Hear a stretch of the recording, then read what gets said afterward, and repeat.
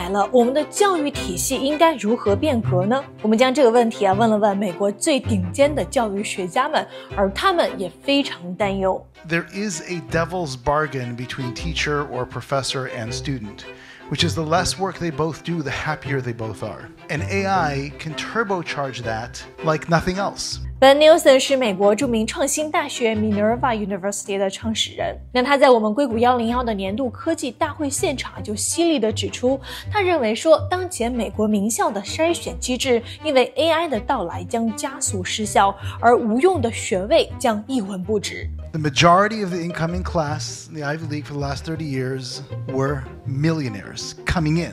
That is who these universities select.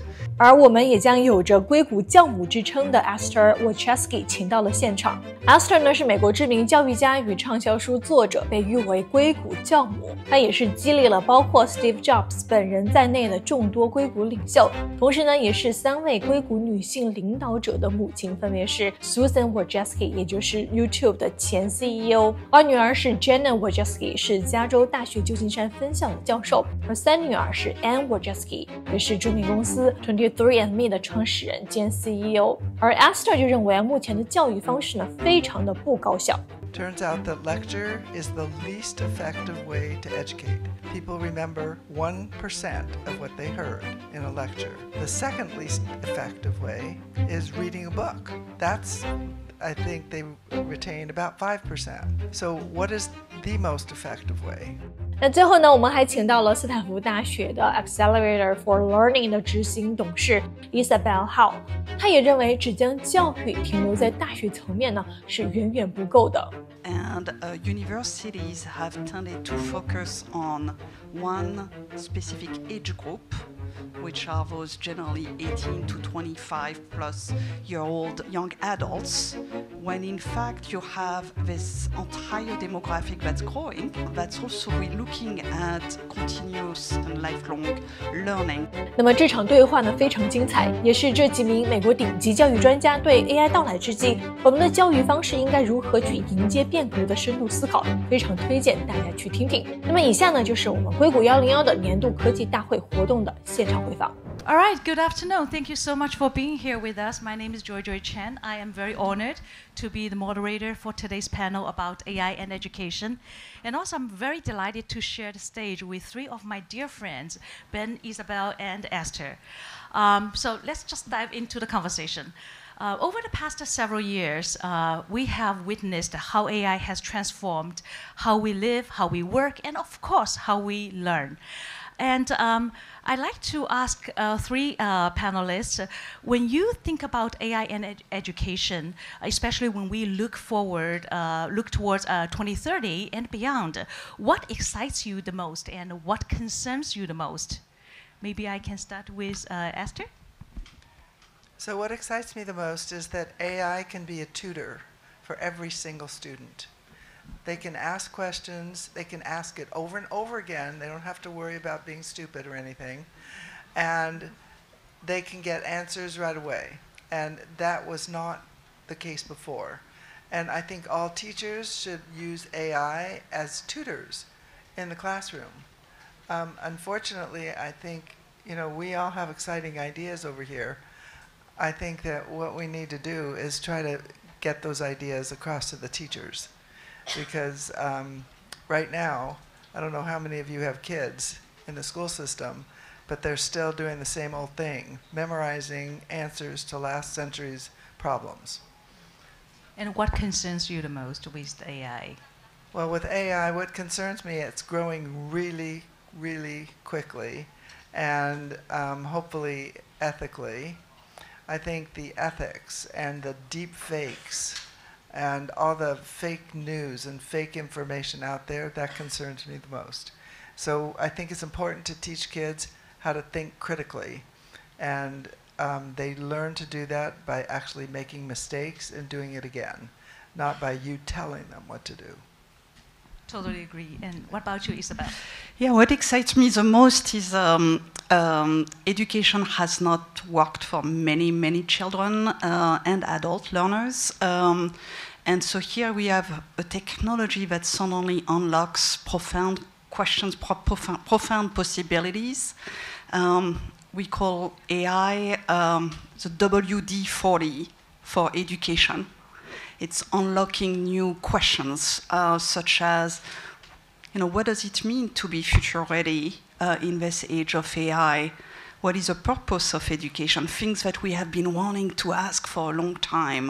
So I'm very, very excited about all those new possibilities.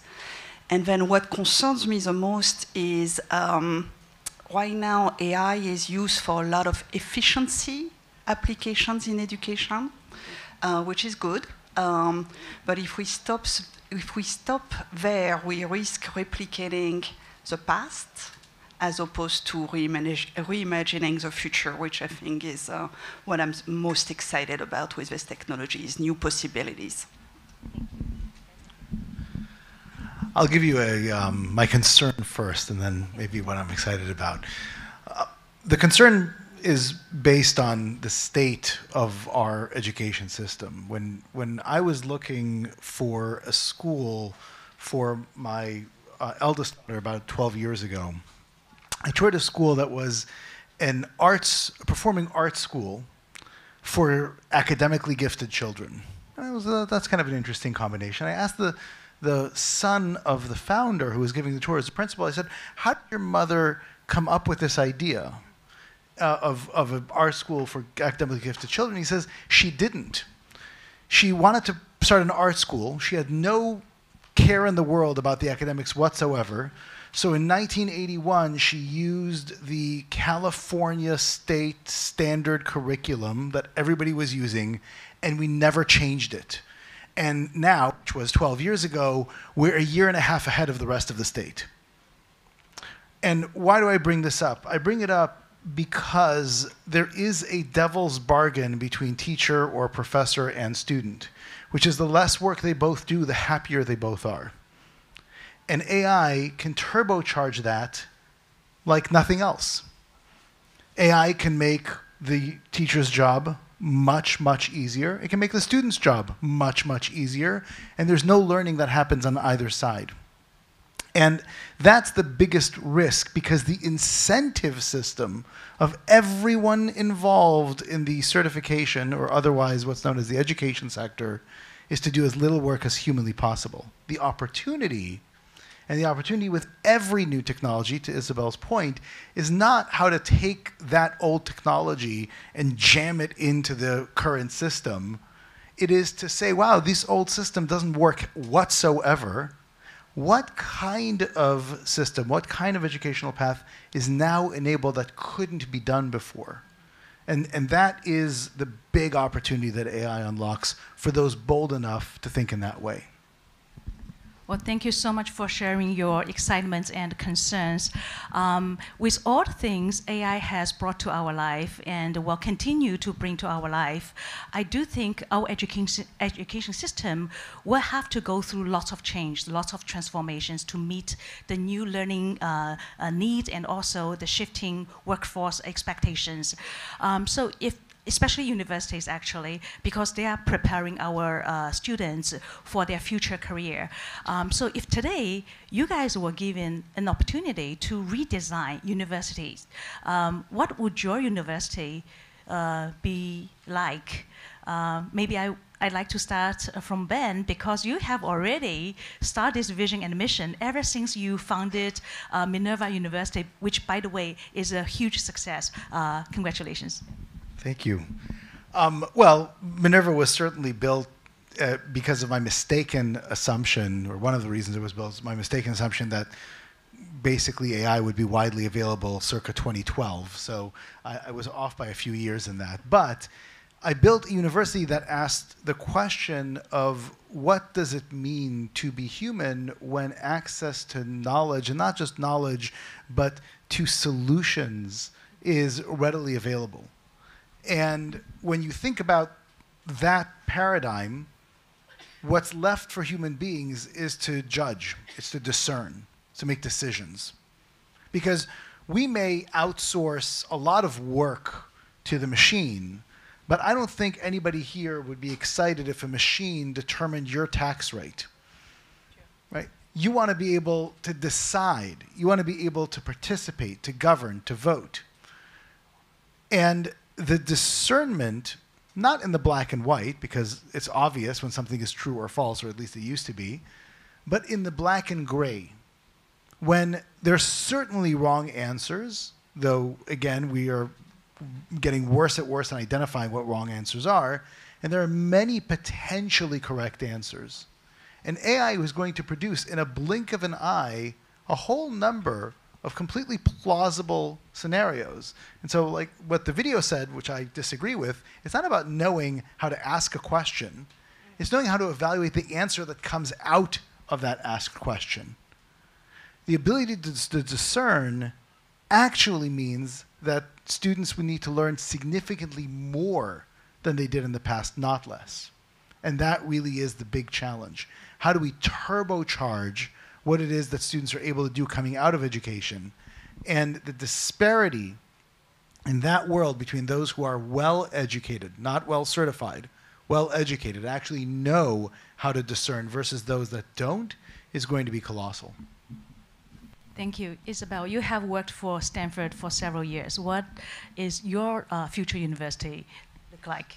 Yeah, I would love to see universities take advantage, universities and, by the way, innovators in the room, take advantage of one major demographic and then workforce change that's happening, that's already underway, which is that we are living longer lives all around this planet, and universities have tended to focus on one specific age group, which are those generally 18 to 25 plus year old young adults, when in fact you have this entire demographic that's growing, that's also looking at continuous and lifelong learning. So I think there's a huge opportunity that universities and new models of adult learning should take advantage of. It's also, the nice thing about it is that also consistent with what we are seeing in the future of work, or this future that's already here, where the number of occupations that any one of us will hold in the future will continue increasing and rising. So not only discernment, which will be key, and critical thinking and all these critical skills, but also adaptability and, frankly, upskilling and reskilling that will need to happen a lot more in our future. So I would love to see, and there are already many models that are focused on this, but universities and new models focus on these older adults that will need more and more and want to continue learning. That's a very good point, Esther. What about you? So I'm very practical because I'm a teacher. And I can tell you, in the university, the majority of teachers, professors, lecture. And it's very hard to change old patterns of behavior. And so how are you going to change that? That's the thing that I am concerned about. Turns out that lecture is the least effective way to educate. People remember 1% of what they heard in a lecture. The second least effective way is reading a book. That's, I think they retain about 5%. So what is the most effective way? Most effective is peer-to-peer project-based learning. When you do something that you want to do together with your peers, a project you come up with yourself, then you remember. So what I think AI can do is help teams of kids working on projects and help them understand what the mistakes are, what the things are that they should not do or whatever. And I think all AI, all interaction should be done in groups, group of 2 or 3, because we're then training kids to work in the real world. All of you work in teams. I'm sure that none of you are working totally by yourself. So why not train the kids for the world that exists, the world after they go to school? Train them to work in groups on projects that they personally care about. Also, I'm very realistic that changing the school is kind of like changing the church. Okay? Never going to happen. So, I shouldn't say never, but it's a little hard. So, I think we should change just a small percentage, maybe 20% of the school time at once, and then maybe move to 30%. Let's see what we can do to actually change the school so that more kids can do at learning that matters. Well, thank you so much. Actually, I can't agree more when you say like it's very difficult to change the school system, and especially nowadays, actually, we are still having this very much linear learning journeys from K-12 to higher education. People collect a high school diploma, a bachelor degree, and then master degree and a doctorate degree. So, in your perspective, what do you think about how the future will hold the values for those degrees?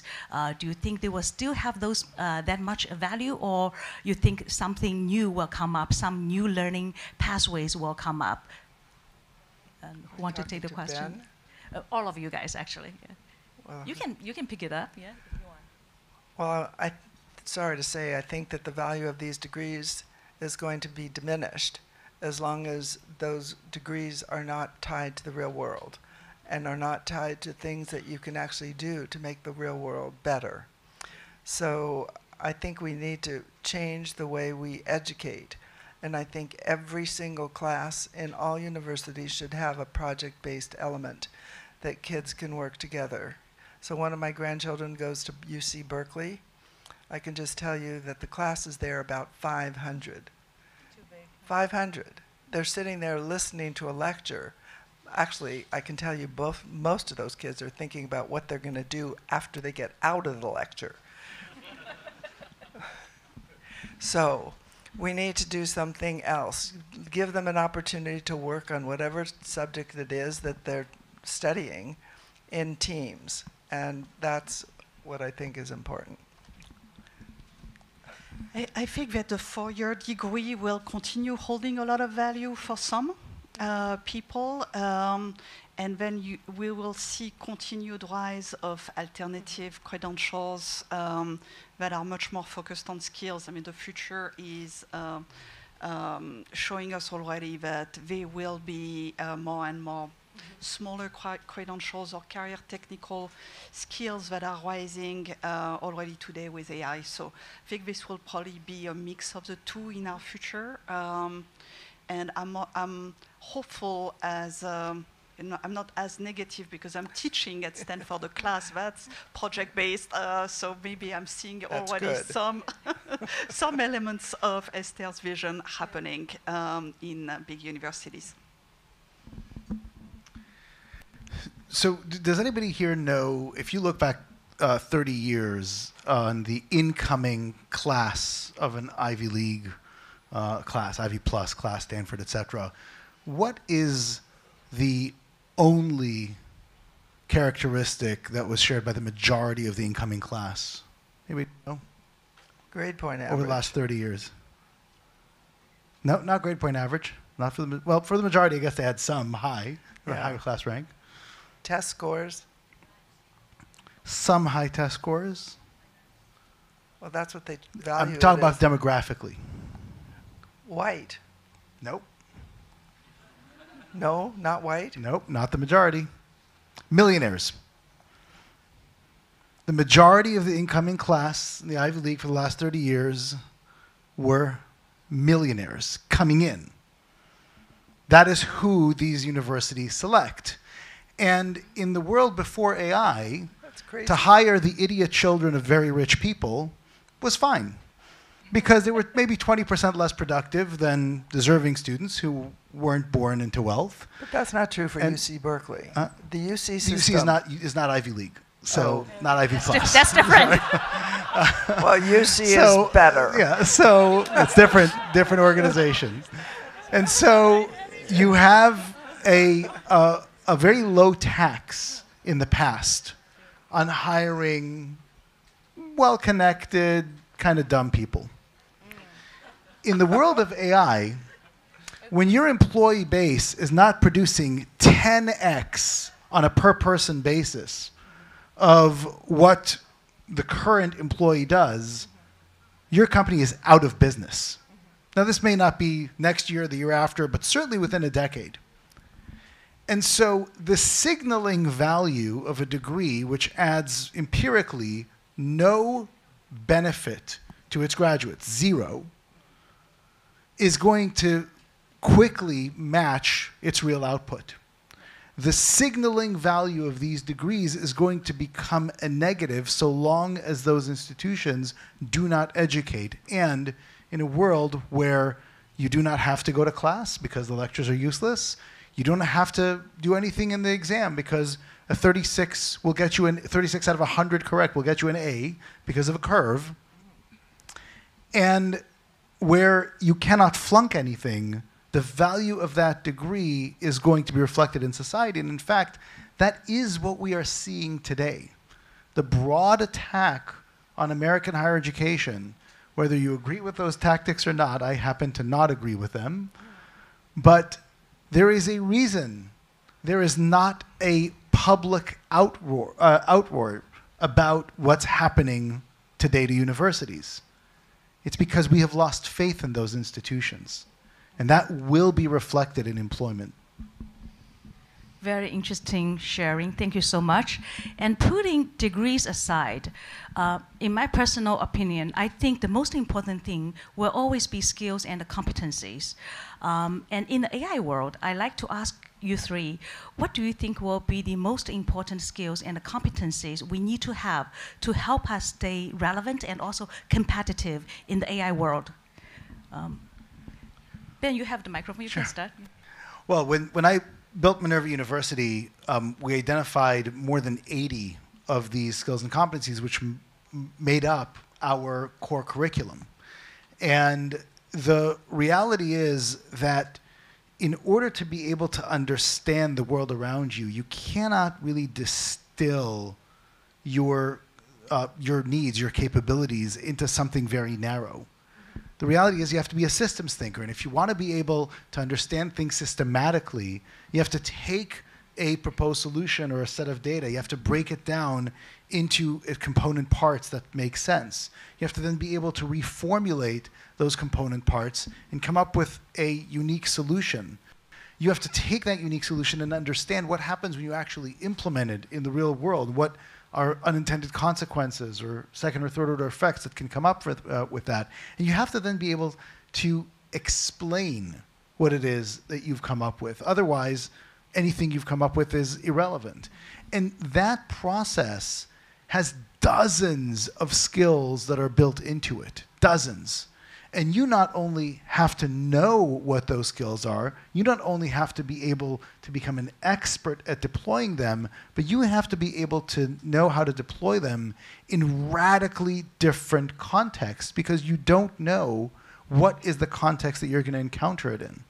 And in order to do that, that takes years of study, practice, and deliberate recontextualization. And that's, of course, what we've done at Minerva, but it is not how traditional education institutions are set up. Esther, you were about to say something. Well, yes, I think that all kids coming out of school don't have enough training for social and emotional skills. They don't know how to work with each other. And so that's why I think it's really important to work with each other. And one of the things Google focuses on is teamwork and working with other people on the team. And some of the most amazing ideas have come out of teamwork. But you have to practice, you know, as a child. You learn these skills as a child, and that's why I think it's really important for them to work together in teams. Yeah, I was actually going to build on Esther's comment. So right now, with the rise of AI, we clearly have an increase in the need for all of us to be actually increasingly human.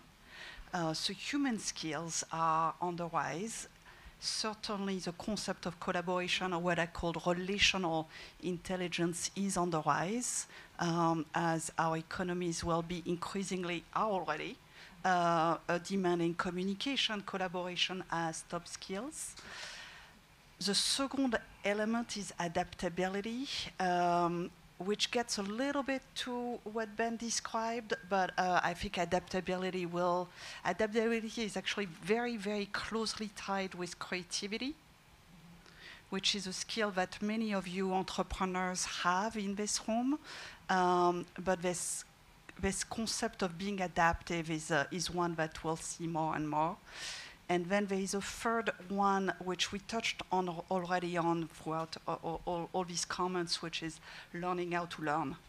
I mean, this capacity, this metacognition that we humans hold will continue being increasingly important. So question is then how do we teach more of those skills? But those three, I think, will continue rising. So can I just say that most companies that fail, most startups, so 90% of them fail. And you know the main reason they fail? Lack of communication skills, lack of people being able to get along. So if they fail for that reason, why aren't we teaching those skills? Why are universities not allowing kids to have more interaction and social skills?